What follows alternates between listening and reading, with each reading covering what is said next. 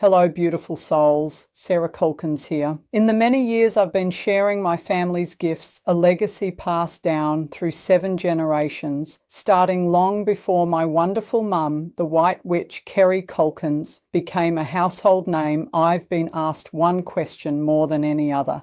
Sarah, can anyone read tarot cards? The simple answer is yes. Anyone can buy a deck. Anyone can read the little white booklet that comes with it, or even memorize the complex meanings of all 78 cards. But the real answer, the one that separates a party trick from a profound life-altering experience? No.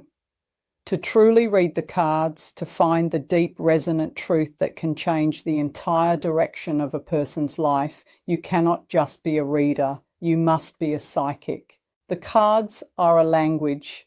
They are a divine alphabet of symbols, archetypes, and energies that have been with us for centuries. But a language is useless if you cannot translate it. Psychic ability, our intuition, our clairvoyance, our connection to spirit is the translator. It's the electricity that lights up the blueprint. Without the psychic spark, the tarot is just 78 pieces of beautifully illustrated cardboard. They can tell you what is happening, e.g., this card means an ending, but they can never tell you the why, the how, or the who, e.t. this ending is necessary because your soul is crying out for a change, and it relates specifically to your boss, David, who is blocking your path.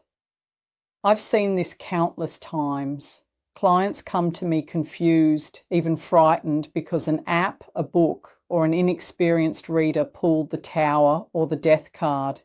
They were told disaster is coming or something terrible will end, and they were left with nothing but fear. My goodness, that's not what we're here for. That's not positive energy. We are here to empower, to bring clarity, and to light the path ahead, not to throw shadows on it. A psychic reader sees the Death card and feels the energy behind it. They can say, this isn't a physical death. This is the beautiful, necessary end of the old you. You're finally shedding that skin of self-doubt you've been carrying since high school. This is a liberation. See the difference? One is a forecast of doom. The other is a permission slip for freedom. I want to share a story with you. This is a true story about a client of mine from a few years back. We'll call her Melissa. And it is the single best example I have of why the cards and the psychic gift must work hand in hand.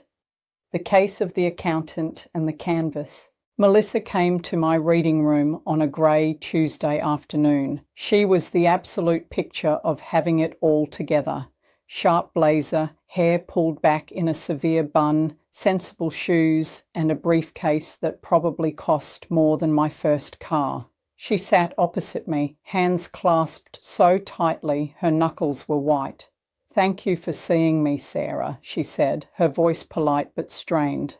"I'll be honest, I'm not entirely sure I believe in all this." She gestured vaguely at my crystals and the decks of cards on the table. "That's perfectly all right, love," I smiled. "You don't have to believe in it for it to work." "What's brought you here?" "It's a career decision," she said, "all business. I'm a senior accountant at a big firm. I've just been offered a junior partnership. It's everything I've worked for. More money, more responsibility, the corner office. My parents are thrilled. My fiancé, Mark, is already planning the renovations."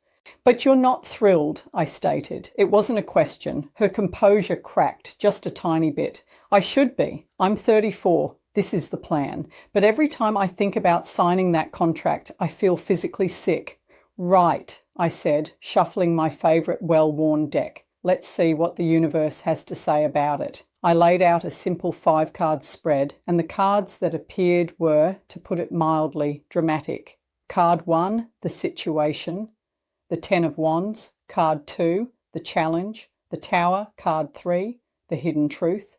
The 2 of Cups, card 4, the path forward, the Fool now. If I were just a by-the-book reader, this is what I would have told her. Well, Melissa, the Ten of Wands means you're terribly burdened and overworked. The Tower as your challenge means you're heading for a complete disaster or a sudden catastrophic collapse.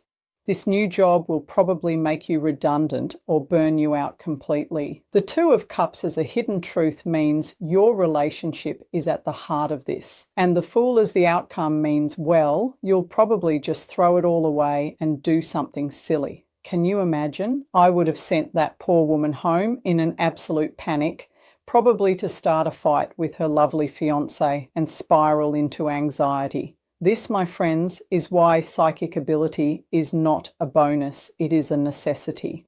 I closed my eyes, I breathed in, connected to my guides, and reached out to her energy, using the cards as my lens. The real reading, where the magic happened. I looked at the Ten of Wands. The image is of a man carrying 10 heavy sticks, his back bent, struggling towards a town. Melissa, I started, the book says this card is about burden. And yes, you're burdened, but my guides are telling me it's not the work that's heavy. You're a brilliant accountant. You could do that job in your sleep. I looked deeper, past the ink on the card, and into the clairvoyant image that was forming in my mind's eye. The burden, it's a costume. That's what I'm being shown. You're carrying 10 sticks, but they're not real wood. They're hollow. They're what you think you're supposed to be carrying. The good daughter, the successful fiancé, the sensible accountant. The weight isn't the job. It's the lie. It's the pretending. Melissa's jaw dropped. She didn't say anything, so I continued. I'm smelling something, I said, closing my eyes again. It's sharp. It smells like turpentine and linseed oil. I'm seeing colours, bright blues, deep yellows. My goodness, you're an artist, aren't you? The dam broke. The severe professional woman vanished, and a lost girl looked back at me, tears welling in her eyes. I was, she whispered, her voice thick with emotion. I got a scholarship to art school at uni. I was top of my class. But my parents, they said I'd never make a living. They said it was a hobby, not a career. So I switched to commerce. I haven't picked up a brush in, oh God, almost 12 years. There's your 10 of Wands, I said gently. You're not carrying a workload, love. You're carrying a buried dream, and it's suffocating you. Next, I pointed to the Tower. This is the card that terrifies everyone. A lightning bolt hits a tall building. People are falling, fire, chaos. The by-the-book meaning is disaster, sudden upheaval, and destruction. Now this card, I said, this is your challenge. A non-psychic reader would tell you to run for the hills, that the promotion is a trap and the building is about to come down. Is it? She asked, her voice small. No, it's the opposite. I leaned in. The Tower is your safe place. It's the career you've built. It's tall, it's strong, it's impressive. Everyone admires it, and you're inside it, safe from the world. But it's also a prison. You built it so high you can't see the sunshine anymore. The challenge isn't that the tower will fall. The challenge is that you are terrified to leave it. The promotion is the final brick in the wall, locking you in for good. Your soul is sending the lightning bolt on purpose, trying to crack it open so you can get out. This was a profound shift. The card wasn't a warning of an external disaster.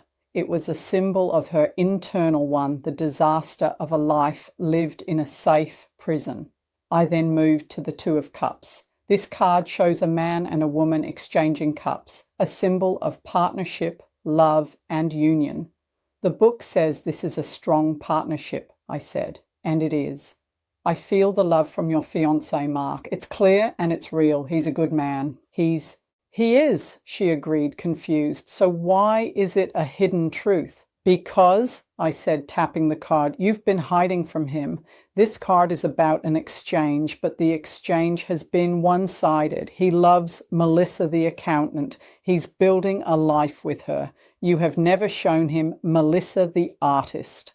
The hidden truth is that you're terrified that if you show him your real self, this beautiful Two of Cups will shatter. You're afraid he didn't sign up for a life with a starving artist. Your silence is the thing putting the relationship at risk, not your art. She nodded, tears streaming down her face. I think he'd be so disappointed. He's a planner. He loves that I'm stable and secure.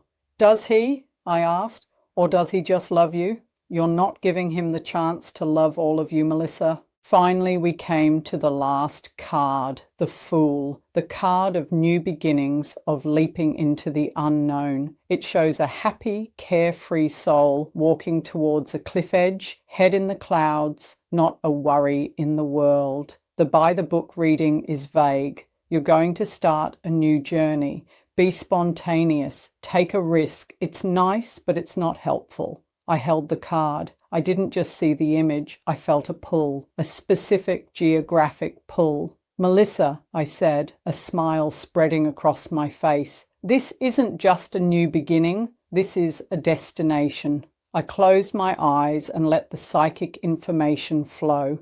I'm seeing cobblestones, old yellow buildings. I smell amazing food, fresh bread and tomatoes. I'm hearing Italian, a lot of Italian. Her head snapped up. There's a name, I continued, that's coming in from my guides.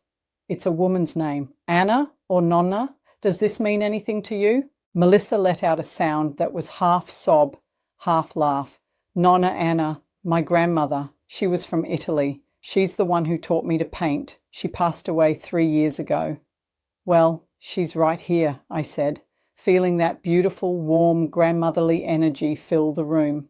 And she is not happy about her paintbrushes gathering dust. I laughed, and Melissa laughed through her tears. Nonna Anna is showing me Florence, specifically a little apartment with a blue door near a bridge. Oh, this is it. She left you some money, didn't she? Not a fortune, but enough for something. Yes, Melissa whispered, her eyes wider than I'd ever seen them. She left me about $20,000. I put it straight into our mortgage deposit account. Mark called it our sensible windfall. Your Nonna is calling it your escape fund. I grinned. She is literally screaming in my ear right now, love. She says, stop being so sensible and go live. She's showing me an art school, a short course, a 3-month intensive in Florence. She wants you to take her money and go. That, Melissa, is your fool. It's not a vague risk. It's a plane ticket. The woman who left my reading room that day was not the same one who had walked in. Her blazer seemed to hang differently. Her hair was looser. She was vibrating with a new positive energy. She hadn't just received a tarot reading. She had received a message. The cards had provided the structure. 10 of Wands, you are carrying a heavy, false burden. The Tower. Your safe life is a prison you must break out of. 2 of Cups. Your relationship is at a crossroads of truth. The Fool. A new beginning and a leap of faith is required, but it was the psychic spark that gave it life. The burden was her buried artistry. The prison was her accounting career. The crossroads was her fear of showing Mark her true self. The leap of faith was a specific art course in Florence, funded by her Nonna Anna. The aftermath. You might be wondering what happened to Melissa. She went home that night and for the first time told Mark everything. She told him about her art, her fears, and the reading. She told him she didn't want the partnership. She wanted to go to Florence. Was he disappointed? Number. According to her email a week later, he was relieved. He said, I finally have my girlfriend back. I've been missing her for years. He wasn't in love with her spreadsheets. He was in love with her passion. He told her to book the ticket. Melissa went to Florence for 3 months. She painted, she cried, she ate gelato, she lived.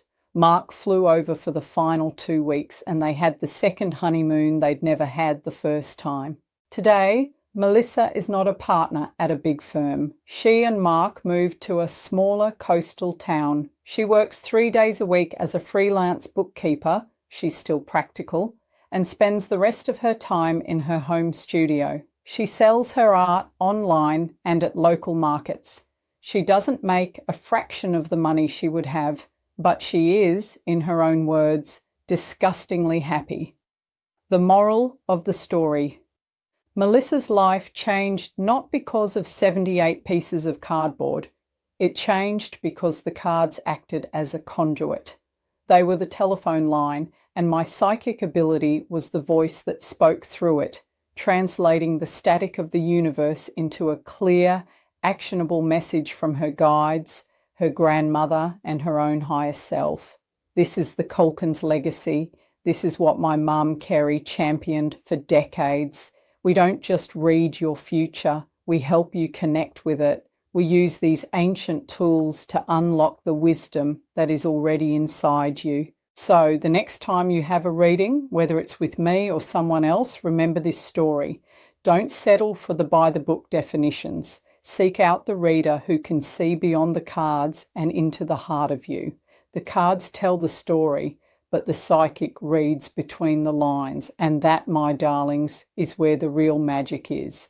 Stay positive, trust your journey, and never be afraid to take that fool's leap. With love and light, Kerry Kulkens,